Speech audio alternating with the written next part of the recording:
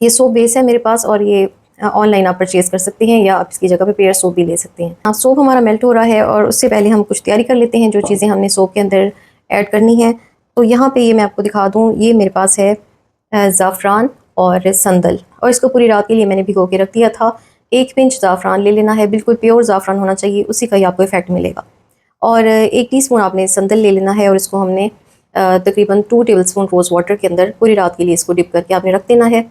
अब बाकी चीज़ें इसमें ऐड करते हैं। ऑरेंज पील्स पाउडर इधर ऐड कर देते हैं, तुरमुज का पाउडर ऐड कर दिया है, मुलट्ठी का पाउडर, ये है बादाम का तेल, तो 1 फुल टीस्पून और एक और 2 टीस्पून बादाम का ऑयल मैंने इसमें ऐड कर दिया है। फुल इसके अंदर एलोवेरा जेल ऐड कर दिया। ये टैनिंग को रिमूव करेगा, ये सोप एक्नी को ख़त्म करेगा, एक्नी के दाग धब्बों को मिटाएगा, और स्किन के ऊपर अगर कोई निशानात हैं, कुछ लोगों के डार्क स्पॉट्स हो जाते हैं स्किन पे या पिगमेंटेशन हो जाती है, ये उसको भी ख़त्म करेगा। रंगत को बहुत ही ज़्यादा गोरा और चमकदार बनाएगा।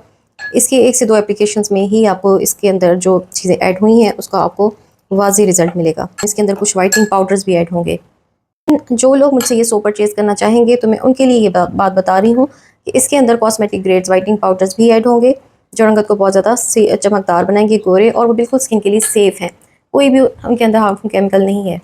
तो अब टी ट्री ऑयल मैं इसमें ऐड करने लगी हूँ। फ्यू ड्रॉप्स हम इसके अंदर टी ट्री ऑयल के ऐड कर देंगे एक्नी को ख़त्म करने के लिए और एक्नी के दाग धब्बों को मिटाने के लिए।